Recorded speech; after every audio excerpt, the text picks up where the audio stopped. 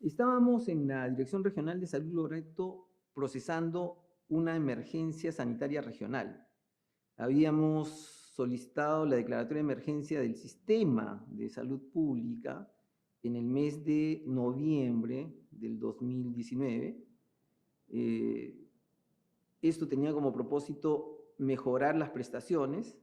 Después podemos hablar de los indicadores que se tenían en ese instante, pero ese era lo que teníamos en ese instante, una declaratoria formal que planteaba iniciar una reforma de la organización de la Dirección Regional de Salud y de la forma de relacionamiento con sus provincias. El Loreto, para tener una idea, es prácticamente el tamaño del Ecuador, 80% el tamaño del país vecino, ¿no? Entonces es gigante y con muchas necesidades, pero teníamos a la vez una situación que se presenta periódicamente, que son los brotes de dengue.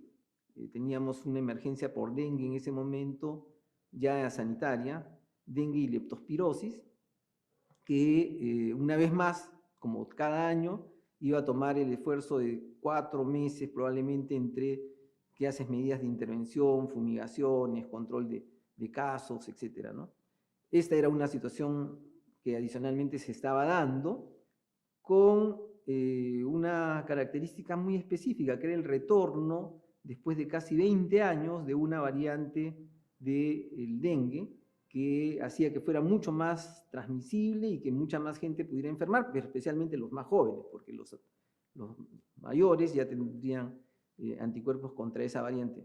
Entonces, esa situación es la que teníamos en contexto.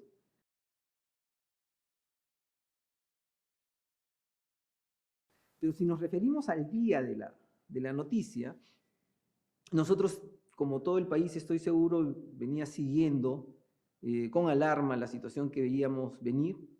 El adicional es que yo soy epidemiólogo y mi trabajo no ha sido solamente en el Perú, ha sido en otros países, especialmente en el área de influenza, que es que yo era parte del grupo de influenza del Centro de Control de Enfermedades de los Estados Unidos, con sede en Centroamérica. Entonces, conocía bien los riesgos que teníamos, escuchábamos con alarma cómo es que el COVID comenzaba a desplazarse en los países, especialmente en Europa, y sabíamos que en cualquier momento iba a llegar al país.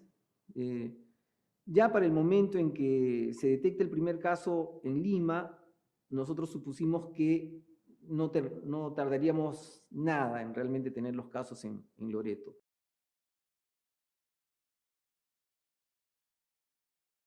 El día en cuestión, me acuerdo que era en la noche, y recibo una comunicación de un compañero que me dice que desde el Instituto Nacional de Salud que acaban de confirmar un caso de COVID en Loreto.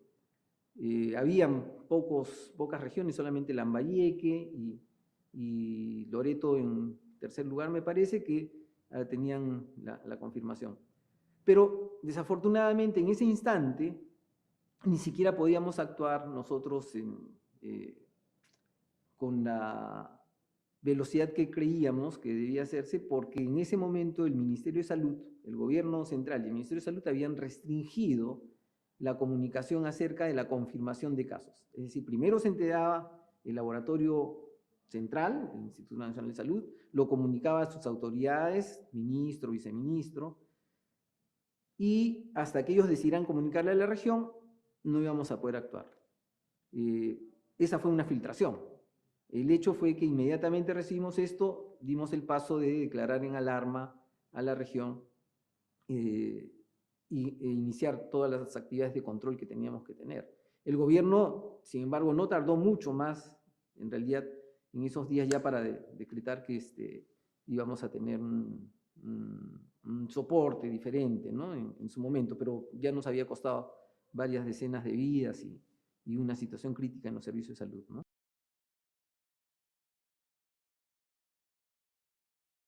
Entonces nosotros ubicamos el primer caso de una manera casual, realmente, o sea, el primer caso se detecta de una manera casual, es una persona que llega del interior de la selva. Nosotros pensábamos que estos casos podrían ocurrir en Iquitos, pero llegan de un albergue. Es una persona que trabaja en el sistema turístico y él era un afiliado a la Seguridad Social. Tiene síntomas de una enfermedad que era molesta para él por la exigencia de la tos, la fiebre, y decide ir al Hospital de Salud de Loreto. Ahí es donde se toma la muestra y cuando sale positivo nosotros pudimos identificarlo y buscarlo, ¿no? Cuando comenzamos a hacer las entrevistas, tuvimos dos elementos que para nosotros fueron alarmantes. Primero, que él vivía en un pueblo joven, con casas muy mal acondicionadas, con mal saneamiento de agua potable, desagüe y con habitaciones muy cerradas, con poca ventilación. Hacinados, además. En la sola casa donde estaba el caso de índice vivían 12 personas de su familia nuclear y 15 otras más de la familia de la hermana que vivían al lado. Entonces estábamos hablando de un promedio de 30 personas que ya habían tenido contacto con él y que se estaban movilizando al interior del pueblo en otros lugares. Fue un desafío eso. El otro desafío era que esta persona trabajaba en un albergue turístico al interior de la Amazonía. Y había una visita allí de turistas chinos que habían llegado como una semana o algo antes de la declaratoria de emergencia, permanecían ahí, todavía no se había declarado la emergencia en ese momento, y una de las personas, según lo que relata el caso índice, tenía decaimiento, fiebre, tos, y muy probablemente, ahora que conocemos más la epidemiología del COVID, sus compañeros pudieron haber tenido o condiciones oligosintomáticas o ser totalmente asintomáticos. Pero ellos, estando en el interior de la selva, se desplazaron a pequeñas comunidades y, por supuesto, a Iquitos. El grupo de los orientadores, operadores turísticos, deberían ser además unas 200 personas. Cuando nosotros pudimos detectar eso, nos concentramos en hacer un seguimiento del caso y contactos y ver cómo fueron apareciendo, y durante una semana o un poco más pudimos nosotros saber que cada caso que iba apareciendo estaba relacionado a estos grupos y los teníamos de alguna manera bajo control. En la ilusión de cualquier epidemiólogo y de cualquier persona en ese momento tenemos esto controlado, todos son casos conocidos. La crisis vino 2 o 3 semanas después, cuando comenzaron a aparecer casos que no se conocían, pero en ese momento no era, perdón, de las listas de personas no conocidas, de contactos que no existían con estos grupos. Y la epidemiología nos había revelado ya en ese momento que habían casos asintomáticos con capacidad de transmitir. En ese interín nosotros habíamos comenzado a desplazarnos a diferentes lugares para hacer el seguimiento específico de cómo es que las diferentes localizaciones donde se había desplazado el grupo de turistas y los operadores, nosotros la visitamos para organizarlos y poder contener un problema que se podía expandir al interior de la Amazonía, y esa era nuestra mayor preocupación, porque estimábamos que la tasa de mortalidad podría ser muchísimo más intensa si es que eso ocurría, ¿no? Seguimos otras pistas, como en ese momento se encontró que el monseñor que estaba asignado a Loreto, a Iquitos, también se contagió de COVID, pero por otra persona que, aparentemente por otro contacto, que era una persona del grupo religioso también, que venía de Europa y había llegado el día anterior al cierre de fronteras. Entonces tuvimos otra búsqueda por otra ruta que nos llevó hacia Ramón Castilla, hacia San Pablo, ¿no? Entonces nos movimos por varios lugares organizando y tratando de contener, investigando, por supuesto, también qué ocurría. Era un reto porque no había forma de moverse en avioneta inmediatamente, teníamos que utilizar pequeñas chalupas, los viajes nos demoraban un tiempo regular, estábamos yendo y viniendo, y una de las cosas que detectamos en medio ya para esos días era la cantidad de gente que iba abarrotando el servicio de emergencia, rápidamente la demanda intensiva de oxígeno que se tenía y fue donde alertamos sobre la crisis del oxígeno que después ya se vio en el país. Eso fue crítico, ¿no?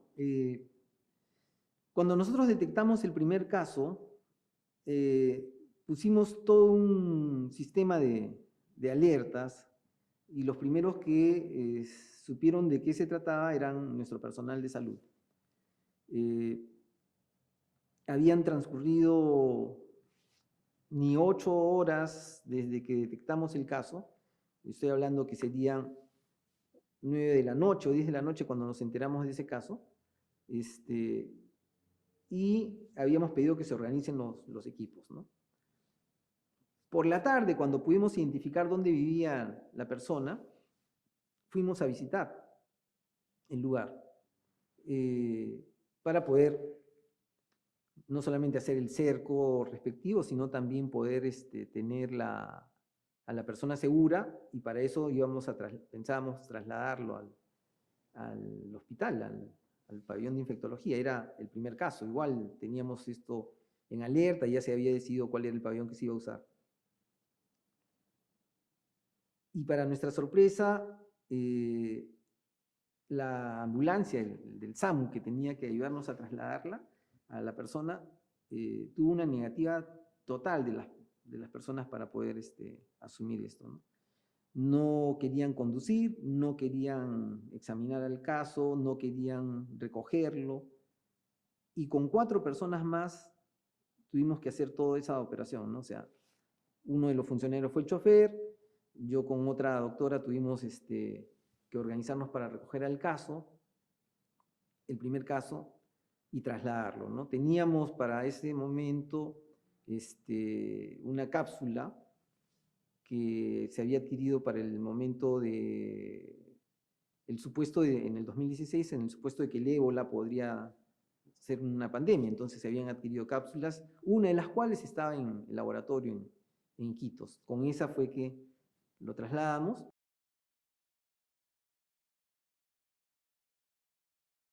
Trabajamos básicamente con los hospitales. Ahí teníamos un problema. Un hospital, el Hospital Iquitos, conocido como el Hospital de los Pobres, uno de los más dinámicos, pero pequeño en infraestructura, hacía 3 años o 4 años ya que estaba en construcción. No estaba activo y había sido cedido una parte del Hospital Militar, el Hospital Santa Rosa, para que el hospital pudiera funcionar. Ese servicio no tenía UCI, no tenía camas de hospitalización suficiente, creo que apenas contaba con 25 camas. Y tenía una gran demanda de la población. El hospital regional tenía más o menos unas 4 camas UCI y tenía un área de infectología con aproximadamente 15 camas, que recién se había inaugurado. Entonces, eso es lo que teníamos. Y en el momento en que esto se declara, una de las primeras funciones es en realidad identificar cuál sería el hospital COVID. Una de las cosas que nosotros hicimos fue coordinar con las autoridades del hospital, con el servicio de infectología, vimos dónde se podían ubicar las áreas, y especialmente escogimos el área del servicio de infectología en su momento, pensando que podíamos llegar a contener la situación de la pandemia o retardarla. Y una de las cosas que rápidamente ocurrió es que comenzamos a tener mayor demanda y tuvimos que terminar dedicando todo el hospital a la hospitalización COVID. Esa situación es lo primero que tuvimos que desarrollar y trabajar, ¿no? En tanto, ¿qué ocurría? Mientras que habíamos hecho esto, íbamos trabajando lo que acá se ha conocido después como cerco epidemiológico o como contact tracing también, es decir, el seguimiento de contactos y aislamiento de ellos, ¿no? Contactos y seguimiento de los casos, ¿no?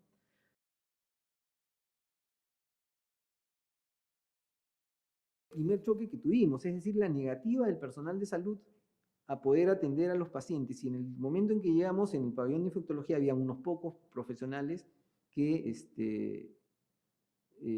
tenían entrenamiento, eran infectólogos además, que pudieron asumirlo, pero no todo el personal.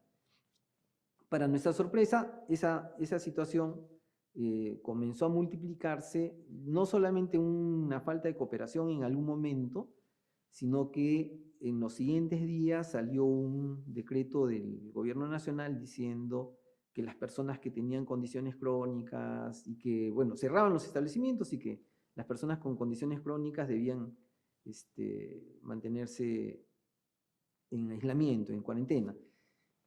¿Y qué pasa? Muchos médicos, eso se ha visto también acá en Lima, un grupo, digamos, de médicos, deja de asistir, la labor se concentra en algunos pocos, pero estos mismos médicos comenzaban a atender en las clínicas o en sus consultorios privados. La mayoría de ellos fallecieron después y fueron parte de los 12 primeros que murieron en el país bajo esas circunstancias.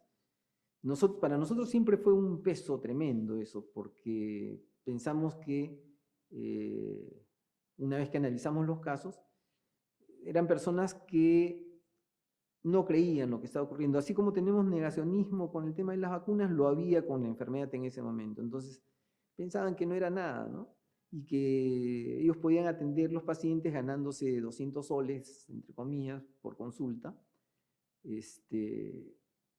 Pero lo que estaban haciendo era exponerse a una situación y junto con ello también la diseminación que estaba ocurriendo, porque algunos de estos, más otras personas que estaban dentro del propio SAMU, tenían muchísima interacción y se produjo aparte del brote de las empresas turísticas, se produce un brote en el SAMU, que era el lugar donde nosotros teníamos concentrado el recurso para poder hacer el transporte. Fue el segundo brote. Nos llamó la atención poderosísimamente. Teníamos los equipos de protección personal, la gente sabía cómo conducirse, ese grupo es especial porque siempre afronta situaciones de riesgo y teníamos el brote ahí. La situación es que en el contacto que ellos tenían con los diferentes establecimientos, habían de alguna manera sido vector de la enfermedad. En medio de eso habían ocurrido anécdotas como reuniones sociales, condiciones que estaban desaconsejadas, que habían ocurrido y que comenzaron a expandir la situación. De manera que el hospital regional fue el tercer lugar donde nosotros tuvimos un brote de COVID, lo que prácticamente cerró por 2 días el hospital, mientras que lo reorganizaban porque la gente no quería regresar al trabajo y había muy pocos que estaban dispuestos a hacerlo para contener la situación de emergencia.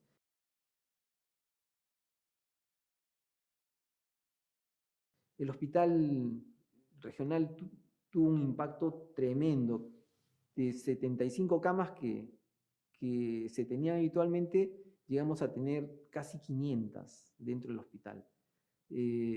Camas es un decir porque lo que hicimos fue trabajar con literas. Las literas desplegables que utiliza Defensa Civil, que nos fueron prestadas por Defensa Civil y que habilitaron en los patios y los pasillos camas para poder atender a los pacientes, ¿no? Eso era lo primero que teníamos, recursos humanos que si bien después han mostrado una fortaleza tremenda, al inicio no fueron muy apegados al cumplimiento de las disposiciones, de las medidas de prevención, creían que el COVID no era nada, ¿no?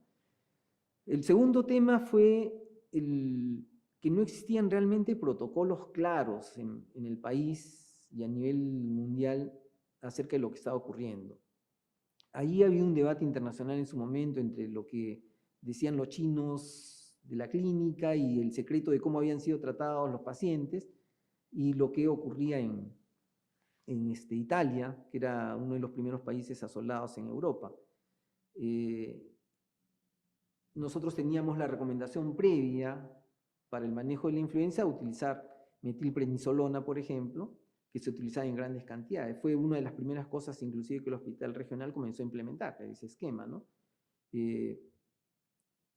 Italia venía a enseñar que no solamente era un tema de inflamación pulmonar, sino también del fenómeno de agregación plaquetaria, trombosis. Entonces los esquemas tenían que mutar rápidamente, ¿no? Y no teníamos mayor claridad de lo que venía ocurriendo. En algún momento se postuló que la ivermectina podía, sobre la base de estudios in vitro, ser un inhibidor de la replicación del virus, Y todo eso fue lo que se comenzó a utilizar en el hospital regional, una lista larga de como 30 medicamentos. Después se demostró que ivermectina no servía y que lo que había era, comenzaba a propagar un mito acerca de que eso podía no solamente prevenir, es decir, actuar como vacuna, sino ayudar a contener la enfermedad. Lo real es que la gente cree eso porque el espectro de la enfermedad es bastante amplio. Tienes desde casos asintomáticos hasta casos severos. Los severos generalmente en población adulta mayor o con condiciones de riesgo. Pero cuando la gente tomaba entre los más jóvenes y después decían, oh, ya me pasó, es porque era probablemente el comportamiento natural del COVID. Y se atribuía a la ivermectina una situación prácticamente milagrosa, ¿no? Pero no fue ivermectina lo único problemático, lo fue la metilprednisolona, y eso fue una explicación de por qué hubieron mucho personal de salud al inicio que comenzó a fallecer, porque los médicos sí tenían acceso a este medicamento. Esto tiene varias aristas, ¿no? Entre ellas que este medicamento no era popular, no se vendía en las farmacias, lo habíamos conseguido nosotros a partir de una gestión con la ministra Barrios, que nos ayudó en ese momento a conseguir el medicamento, pero los médicos cuando enfermaban y sabían qué era lo que se usaba en los protocolos regulares, comenzaron a inyectarse la metilprednisolona. Habitualmente usábamos golpes de casi 500 miligramos, pero sabemos de casos que usaron hasta 2 gramos prácticamente en un solo día. Muchos de ellos caían en inmunodepresión y se activaba un fenómeno ya bacteriano, ¿no? Entonces llegaban a hacer crisis más rápido que el regular de las personas y cuadros muy complicados. Entonces hubieron muchos médicos al inicio y es una característica que se vio en Loreto más que en otras regiones. Siempre he tratado de explicarme por qué sucedió eso, no hay estudios sobre eso, es la forma como hemos ido explorando, enterándonos cómo fue tratado cada caso, lo que nos ha llevado a ese tipo de conclusiones, porque eran anécdotas que la gente te iba contando de cómo fueron los manejos, los tratamientos y finalmente qué ocurría. No se ha visto después en el resto del país porque rápidamente el sector cambió el esquema para reducir de 500 prácticamente a 4 miligramos de la dexametasona, que es el equivalente, pero que se utiliza ahora para poder contener la inflamación pulmonar. Y ahí se hizo una maniobra aeróbica, en ese momento estaba el doctor Zamora de ministro, y con él se decidió pedirle a la Fuerza Aérea que transportara cargamentos de balones de oxígeno llenos que llevaban hacia Iquitos. Era una cosa que no se había hecho antes. No es la mejor solución, logísticamente era lo más rápido porque no era la forma como nosotros podíamos desplazar, nosotros utilizaríamos camiones y después embarcaciones. Los camiones te llevan hasta Yurimaguas, en un viaje que son 3 días aproximadamente, partiendo de Lima, y sin detenerse, y después tienes que embarcarlos por vía fluvial hasta llegar a Iquitos o al lugar donde estés distribuyendo, que te demora 2 días más. Eso era la ruta habitual. La otra era por vía aérea, inmediata y con un recambio de unos 60 balones por cada vez. Aún así resultaba insuficiente. Lo que nosotros necesitamos en su momento fueron llegar a ser casi 250 balones consumidos por día, por el nivel de digamos, afectación que estábamos teniendo, ¿no? Yo le contaba que llegué a una situación de crisis en el 2019. Esa crisis consistía en que el gobierno regional no había sido muy hábil en planificar y había hecho muchas cosas con ligereza.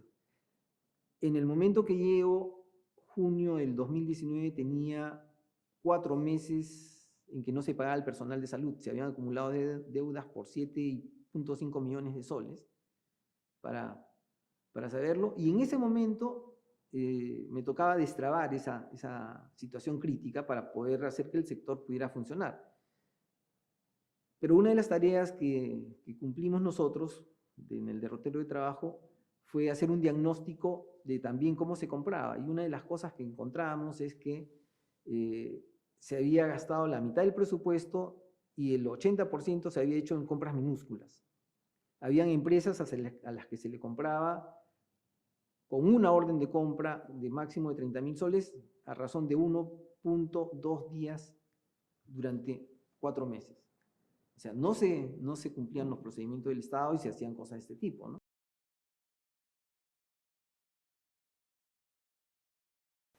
Entonces, había obviamente justificaciones varias, pocas empresas, funcionarios que eludían normas y una costumbre secular allá de manejar las cosas de ese tipo, ¿no? No fue diferente cuando nosotros llegamos, tratamos de ordenar un poco las cosas, pero había muchas, digamos, restricciones en los proveedores locales, ¿no? Aparte que les hago deudadas, el tema es que tenían a veces casi la exclusividad de la distribución, porque no mucha gente en el país quiere llevar las cosas hasta la frontera, ¿no?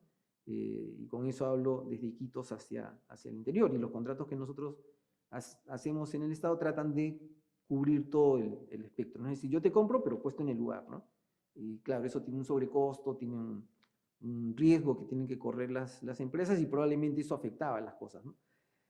Además, creo yo que una de las cosas que afectaron tremendamente esto es que en general el país no tiene una comunicación muy apropiada en el sistema de compras. ¿A qué me refiero? Tú puedes comprar hoy en Lima una mascarilla a 50 centavos y probablemente en el interior del país esta pueda estar a 70 o 80 centavos. Si tú lo ves como el valor de una mascarilla es mínimo y puedes estar asumiendo que sí puedo pagarlo. Cuando compras volúmenes grandes son cifras que van acrecentándose y te afectan en términos de financiamiento. Pero una de las razones es que no hay una estandarización, no hay un observatorio de los precios, así como tenemos hoy un observatorio de los precios de medicamentos, que lo hemos hecho desde, eso lo hicimos cuando yo estaba viceministro en el 2014, si no me equivoco. Pero no tenemos eso para las compras regulares del Estado. Es decir, si tú quieres saber a cuánto se está comprando en Ica, en Piura, en Loreto o en Lima una mascarilla por un hospital cualquiera, y digo mascarilla como podría decir cualquier otro insumo, no existe. Entonces, te debilita porque tu capacidad de negociación es mínima y tú quedas librado a lo que los funcionarios del área administrativa te informen que se consiguió. Tú no tienes como gestor un parámetro para decir no es mucho o es poco, ¿no? Entonces ahí hay debilidades grandes que tiene que resolver el Estado para esto, ¿no? Entonces allí la necesidad de control que existe requiere que hayan iniciativas de ese tipo. Eso estaba puesto en el plan de reorganización que nosotros teníamos en diciembre del 2019, un observatorio de precios, controles concurrentes para que pudiéramos controlar esa situación, ¿no? Pero bueno, esa situación es la que nosotros veíamos ahí, ¿no? La segunda ola obviamente no debió haber pasado, ¿no? Así como en general no ha debido pasar la tercera ni la que sea que venga acá, ¿no? Creo que no hemos sabido responder como país y como personas generalmente hemos confiado demasiado en la situación, ¿no? Al punto de decir, por ejemplo, y me acuerdo perfectamente que lo dijo la persona que me sucedió, un compañero, director regional, que nosotros ya teníamos inmunidad de rebaño en Loreto, en Iquitos, porque ya teníamos 70% demostrado de una tasa de ataque, o sea, una prevalencia de las personas que se habían enfermado en 70%. Eso lo sabíamos porque se había hecho un estudio epidemiológico ahí que pudo determinar que ese es el nivel de prevalencia, es decir, de infección que tuvo las personas ahí, ¿no? Entonces 30% era como que despreciable y ya se suponía que era inmunidad de rebaño, pero ocurrió la segunda ola y puso en jaque al hospital y a la región tan igual como fue en la primera ola. El mismo ejemplo que acá en Lima, ¿no? O sea, una segunda ola más severa inclusive que la primera. Esa situación se ha dado, a mi criterio, por el desconocimiento. Es decir, seguimos pensando que el COVID es una enfermedad de las comunes.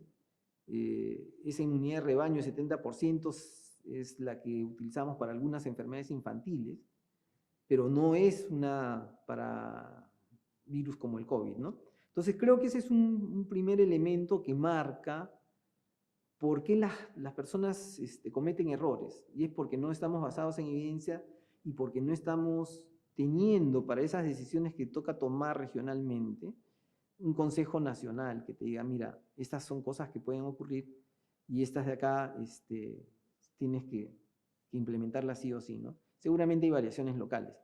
Esa es una de la primera situación. En la segunda. En la primera, creo que lo que faltó fue fuerza. Allí, a mi criterio, faltó liderazgo. Dolorosamente, una de las cosas que nosotros tuvimos fue la ausencia del gobernador regional. Él no estuvo presente durante los días de la crisis. Se supone que estaba enfermo o algo así, pero estaba replegado, ¿no? Entonces, no tenías la fuerza de alguien que pudiera, con la autoridad de un gobernador que puede disponer de recursos, mover gente, disponer sectores, moverse y poder responder realmente, ¿no? Después, otra vez se reincorporó. En ese momento también teníamos un constructo que suplía la fuerza que la región tenía que tener sobre eso, que fue el Comando COVID. El Comando COVID, si bien en teoría asumía el control a manu militari, porque estaba dirigido por los militares, tal como estaba concebido, en pocos lugares ha demostrado ser efectivo, ¿no? Y una de las razones es porque ellos tenían la logística, tenían la fuerza de comando que suelen tener, pero también son muy conscientes de las restricciones que le da un espacio democrático y los riesgos que se corren cuando tú vas a romper alguna de esas reglas, en ausencia de legislación apropiada o de decretos de urgencia que lo permitan.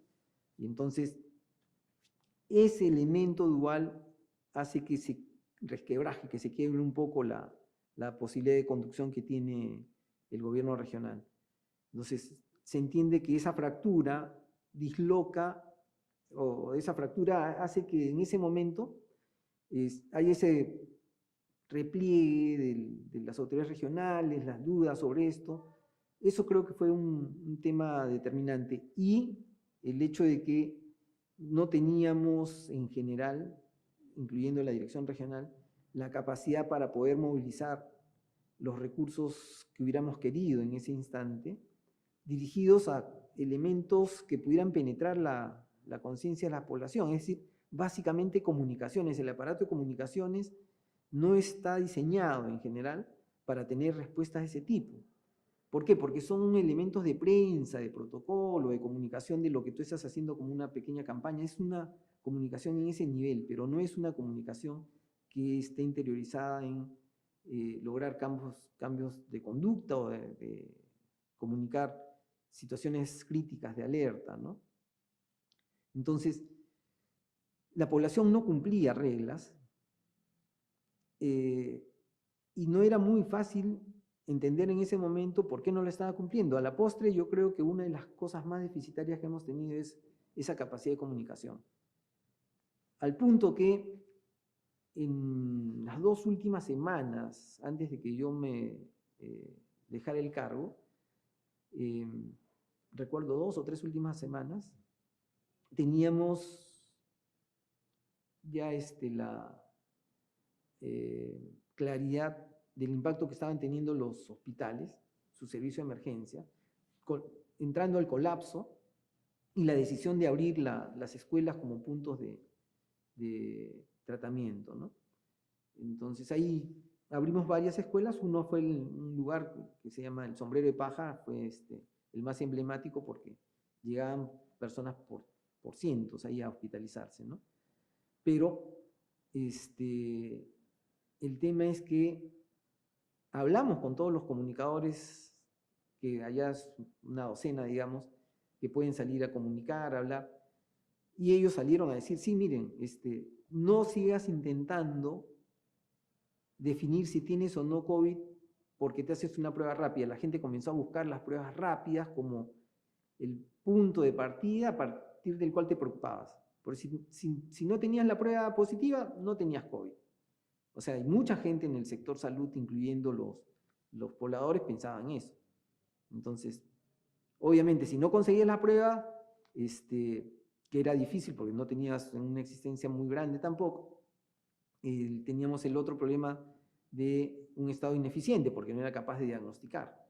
Lo cierto es que no servía esa prueba tampoco, pero ese era uno de los temas, ¿no? Entonces, deja de buscar pruebas, concéntrate en identificar si tienes dificultad respiratoria de cualquier tipo. Si sientes que estás agitado, concurre de una vez al hospital. Concéntrate en acudir o en agilarte y buscar la ayuda. Y no solamente vayas al hospital, aquí tienes estos otros centros, ¿no? Que eran una lista de colegios. Esa situación que iba siendo comunicada me acuerdo que era complicada, porque la gente comenzó a criticar cómo es posible, no nos quieren dar pruebas. Estaba todavía en el tema de que si no tengo prueba, no tengo enfermedad, ¿no? O por último, es un estado ineficiente que no me la puede dar, pero no estaban concentrados en el riesgo real, que era esa dificultad respiratoria y la necesidad de que recibieras tratamiento rápidamente.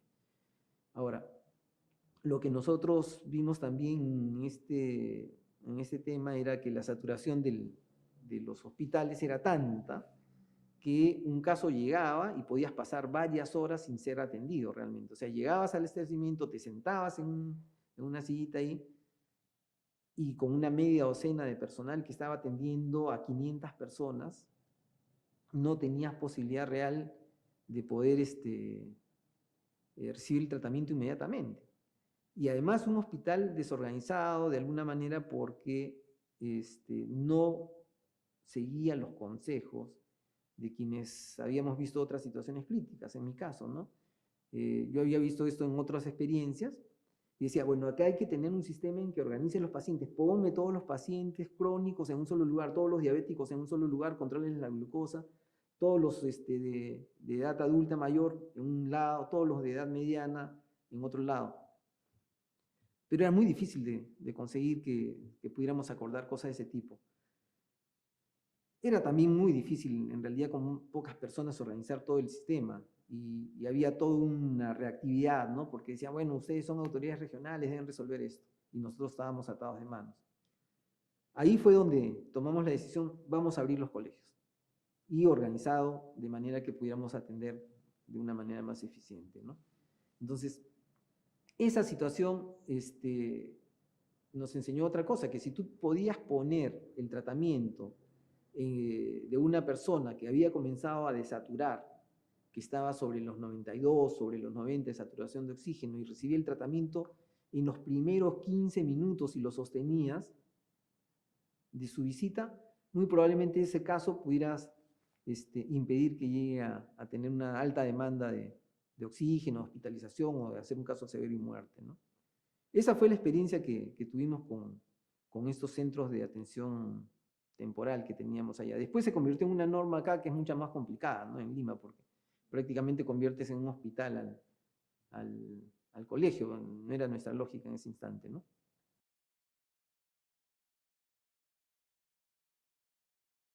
Creo que efectivamente Iquitos ha sido una especie de laboratorio natural, ¿no? Nadie esperaba que fuéramos afectados tan rápido en el imaginario que se construía en el mundo. Es que si tú tomabas medidas, podías ayudar a que esto se detenga, pero nadie pensó en la velocidad que hoy día ha adquirido las comunicaciones y la movilidad de las personas. Entonces, nosotros teníamos chinos que venían de Wuhan, como de otros lugares, dentro de Loreto antes de que ocurriera la declaratoria de emergencia. Quizás antes de que hubieran los primeros fallecidos acá, en Lima. Y una de las situaciones que venía ocurriendo en China es que esta neumonía de origen desconocido ya estaba identificada desde la segunda semana de diciembre. Entonces, es muy probable que estas personas hayan podido iniciar una cadena de contagio silente que inclusive ni siquiera nosotros percibimos y creyendo que habíamos detectado el primer caso cuando es posible que no lo hubiera sido. Ese imaginario de que podemos controlar si cerramos fronteras y no preocuparte de los otros elementos que tienen que ver con la respuesta de atención, sigue siendo una factura que no termina de ser cobrada. Los servicios se han implementado con unidades de cuidados intensivos, pero no tenemos el personal que lo atienda. Tenemos más oxígeno, pero no tenemos producción nacional apropiada, es decir, hemos resuelto el problema comprando el oxígeno a nuestras fronteras, Ecuador y Chile, literalmente, ¿no? Y poniendo en el último tiempo en funcionamiento plantas que están en otros lugares, pero no hemos acometido todavía la tarea de poner plantas de producción ahí donde se necesita. Es cierto que lo hemos hecho en algunos lugares con maniobras heroicas, y eso hay que agradecerle a la iglesia, a la sociedad civil, porque en Loreto, por ejemplo, la pequeña planta que adquirió la iglesia sirvió de mucho. No ha resuelto el problema de Iquitos, ni lo va a resolver, porque necesitas tener plantas en las provincias, como necesitaría cada área alejada de nuestro país. Pero mira, laboratorio, ¿por qué? Porque en realidad el tema de cómo contener en la creencia de que estás haciendo contact tracing, pero sin la cantidad de pruebas suficientes, no existía biología molecular allá, la capacidad era inexistente literalmente. Manejábamos pruebas rápidas que no servían y la gente pensaba que si la prueba te salía negativa no pasaba nada, estaba sano. La poca, digamos, capacidad para poder comunicar apropiadamente, que creo que es una situación clave, no solamente la comunicación abierta, sino la de dirigirse a grupos específicos con características culturales distintas, ¿no? Una cosa es que lo hagas obligadamente acá y le pones al ejército y la gente no sale, haz lo mismo en Iquitos y eso no funcionaba, ¿no? Entonces no había ese apego al seguimiento de la norma, ¿no? Aparte que tenías otras dos condiciones que me parecen que eran cruciales ahí, ¿no? El vector en algún momento eran los mototaxis, las reuniones que teníamos, y eso seguía funcionando. Pronto ocurrió la explosión. En 2 semanas teníamos la cifra más alta de mortalidad jamás vista en el país. También implementamos medidas de control que han sido pocas veces propagandizadas, pero que nos sirvieron a nosotros para comenzar a contener y finalmente no hemos tenido las tasas de mortalidad tan severas que han tenido otros lugares, inclusive con más infraestructura. Ya hablaré de eso, pero 70% de la población que se contagió prácticamente en 3 semanas. Ocasionó una tremenda curva de mortalidad. Entramos a tener medidas de control específicas. El hospital ya no servía, estaba saturado. Abrimos colegios para comenzar a atender a la gente ahí, tal cual se hace en el propio hospital en un servicio de emergencia, ¿no? Creo que esa fue la estrategia que de alguna manera nos permitió atender miles de personas ahí también y poder reducir un poco la mortalidad. Pero si comparamos esta con la de Loreto, con la que ocurrió en Moquegua, la que ocurrió en Arequipa, en el propio Lima, Iquitos finalmente tiene la tasa de mortalidad más baja. Está, digamos, en el 6º último lugar en contraste con nosotros, pero es porque operamos algunas estrategias. Ahora, eso no es tan importante como para decir, uy, es que nosotros logramos evitar la muerte. En realidad no se trata de eso. Yo creo que lo que se trata es de aprender la lección que cuando tú tienes una saturación de los servicios y tienes necesidad, tienes que abrir el primer nivel, tienes que abrir servicios de atención que respondan de una manera comunitaria al problema. Eso no se había desarrollado en el país en ese momento. Tuvimos que hacerlo precipitadamente para poder atender a la población que estaba demandando una cama en algún lugar y un punto de oxígeno, ¿no? Entonces, eran medidas. Ahora, otra de las cosas por la que realmente es un laboratorio también es porque, por ejemplo, ante esta situación, las comunidades indígenas deciden autoaislarse y lo que hacen es cerrar los ríos. Ponen a su sistema de control, que eran pequeñas embarcaciones, chalupas, que estaban puestos a lo largo del río bloqueando cualquier desplazamiento de cualquiera que saliera de Iquitos hacia las comunidades. En la práctica, porque más se le fugaban a la Marina por los distintos puntos desde la ciudad de Iquitos, ellos eran los que tenían el avance hacia adentro. Y una de las cosas de lo que nos enseña una intervención de ese tipo es que la comunidad puede tener iniciativas, que el control tiene que ser compartido, y que cuando haces una cuarentena efectiva tú puedes retardar el proceso en el cual tú vas a tener el impacto de la enfermedad. De manera que sí hubieron casos ahí, pero no fueron en el mismo momento y la intensidad ha sido inclusive menor de la que nosotros prevíamos que iba a ocurrir. Yo vaticinaba olas inmensas de mortalidad en la Amazonía en general, ¿no? No ocurrieron con la misma intensidad. No es que no hayan ocurrido, han habido muertes y todo, pero fue esa actitud la que, por ejemplo, enseñaba cosas, ¿no? Entonces han habido varios elementos ahí que han servido para este concepto de laboratorio, ¿no? Es decir, la forma como se propaga, cómo se afectan los servicios, cómo rápidamente te das cuenta que hay problemas con la logística, con la respuesta nacional, con la falta de protocolos, con la falta de autoridad, y finalmente las consecuencias que eso tuvo, ¿no?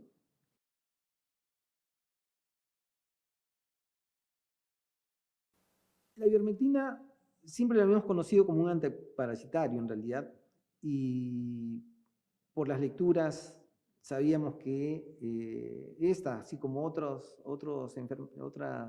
medicamentos, estaban postulados como inhibidores de la replicación viral, inclusive en COVID. No para sino para el SARS. Y una de las primeras cosas que tuvimos en la interlocución con nuestros compañeros en el hospital regional es que algunos de nuestros infectólogos mencionaron que esa era una de las posibles armas que podíamos utilizar, ¿no?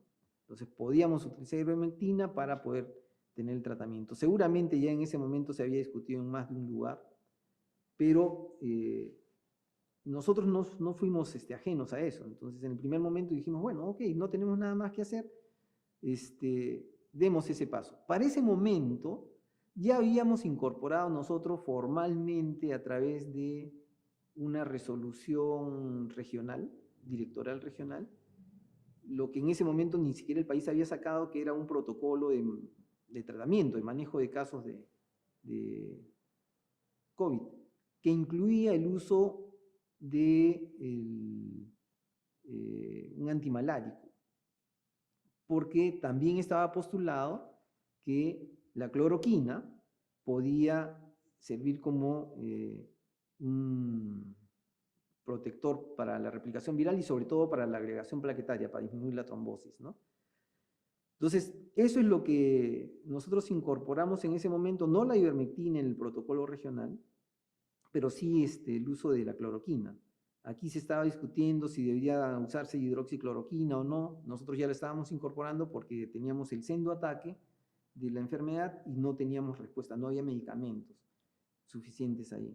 Entonces, en ese afán de controlarlo, aparece este tema y sacamos esa resolución, pero casi en paralelo la gente comienza a hablar de ivermectina, y aunque nosotros no lo incorporamos porque no teníamos ese medicamento disponible dentro de la dirección regional para poder distribuirlo ampliamente, nos inhibimos de eso, además que no teníamos seguridad de que tuviera las mismas pruebas que la cloroquina, que ya sabemos que además era un antiagregante plaquetario, ¿no?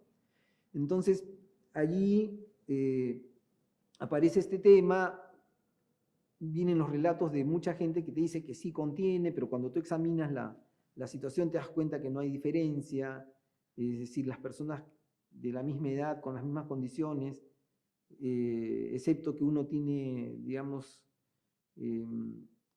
diabetes y el otro no, el que tiene la enfermedad crónica termina teniendo el cuadro más severo o muerte, a pesar de que puede haber tomado el ivermectina. Entonces teníamos muchos casos así.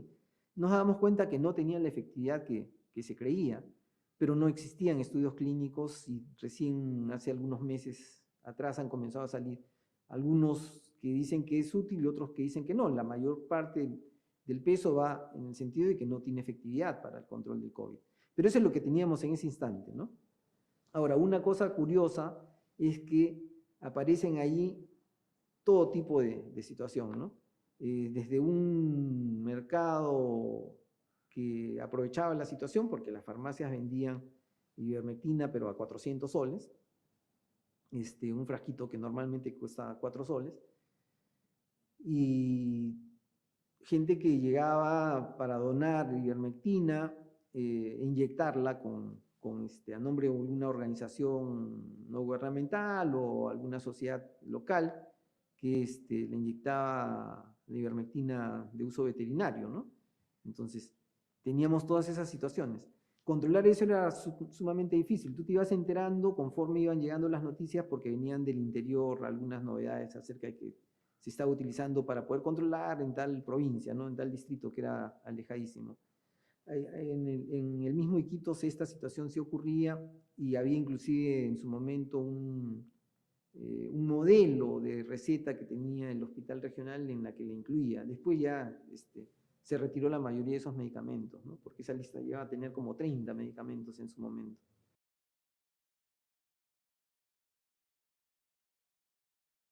Si pensamos en una tercera ola solamente con el indicador mortalidad, nosotros no vamos a tener una ola grande ya.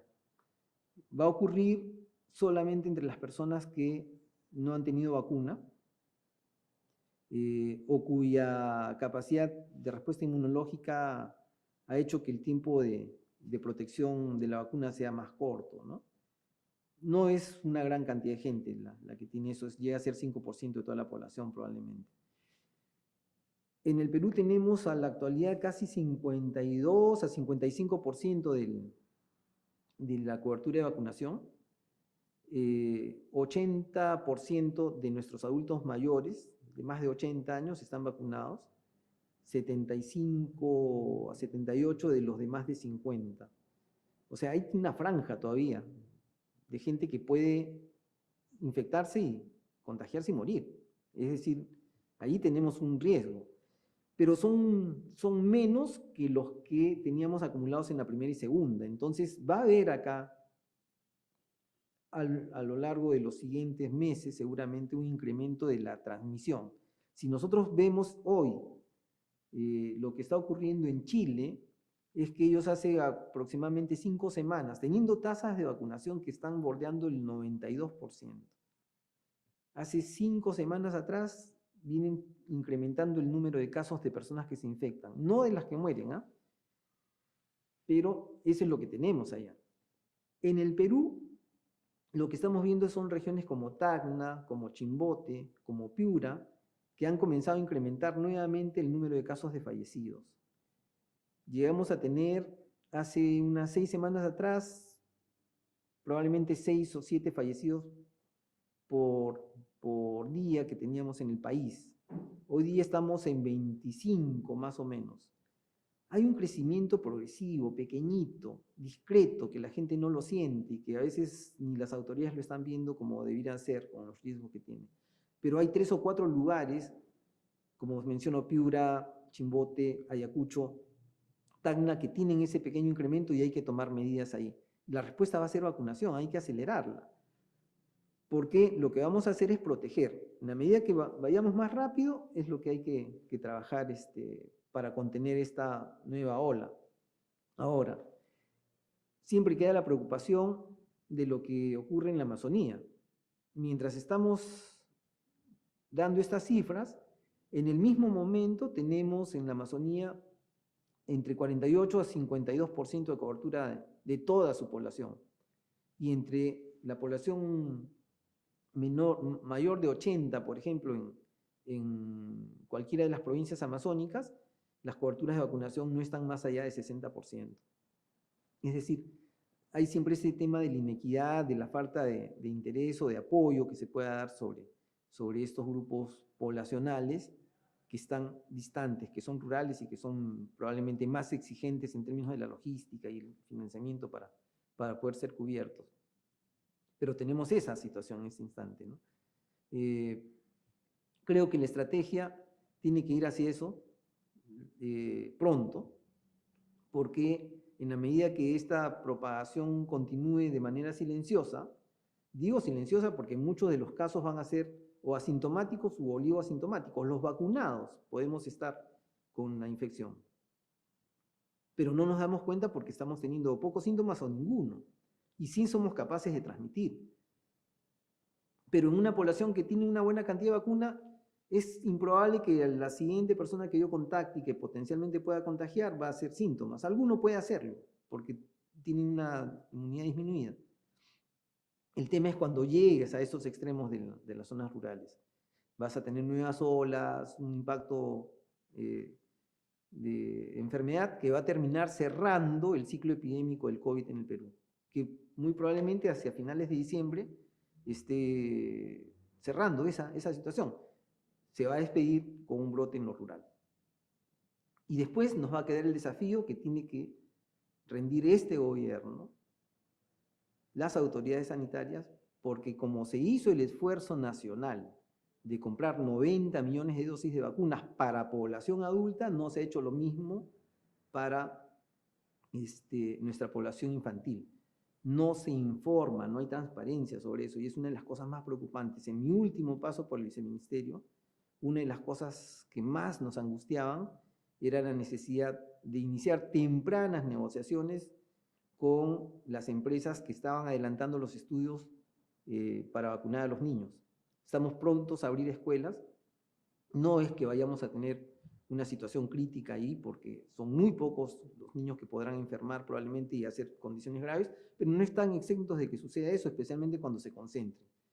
Y si no queremos tener sobre nuestras espaldas casos de niños que enfermaron severamente o que pueden llegar hasta morir, sí tendríamos que tener esta vacuna puesta. El gobierno lo ha prometido para inicios del próximo año.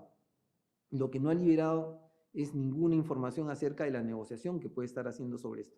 Conversaciones son una cosa, preguntas son otra cosa. Las negociaciones tangibles que permitan que lleguen aproximadamente 4 millones de dosis que nosotros necesitamos para cubrir a nuestra población escolar con seguridad es la que necesitamos tener como respuesta.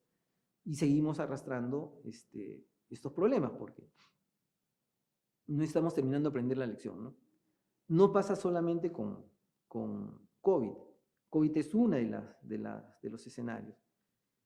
Los otros son los que continúan después de que tú tienes olas epidémicas de este tipo, es decir, tienes siempre la posibilidad de que tengas casos de influenza. Acá en todo el mundo ocurren los casos de influenza, pero también van variando, igual que el COVID, ¿no? Entonces se necesita tener coberturas apropiadas de todas las otras vacunas y no se tienen. Se ha perdido el paso de eso, ¿no? Y no estamos haciendo lo suficiente para restaurarlos en este momento.